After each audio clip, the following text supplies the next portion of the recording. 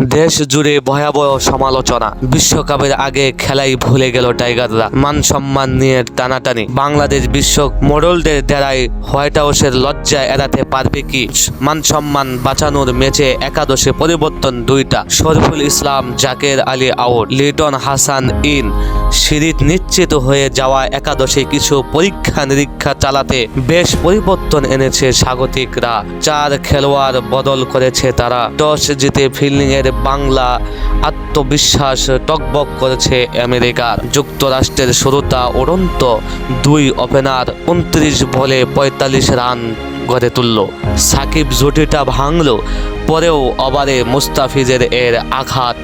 Short pitch ডেলিভারিতে করেন বাজিমাত। পাওয়ার প্লেতে বাংলাদেশের আবার হ্যান্ডে 2 ওপেনারকে ফিরিয়ে দিয়ে সে থমকে যায় ইউএসএ। রানের চাকা 7 রান করে নীতিশ কুমারের ফেরা। মুস্তাফিজ নিয়েছে উইকেট। দলীয় 60 রানের চতুর্থ উইকেট হারায় আমেরিকা।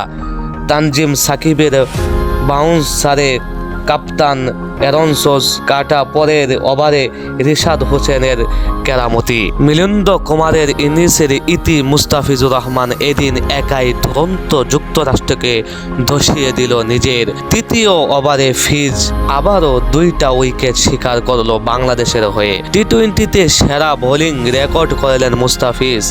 10 রান খরচায় শিকার করলেন 6 উইকেট। আগের রেকর্ডটা করেছিল ইলিয়াস সানি। 2012 সালে 13 রান খরচায় 5 উইকেট শিকার করেছিলেন তিনি। শেষ পর্যন্ত যুক্তরাষ্ট্রের সংগ্রহ 104 রান।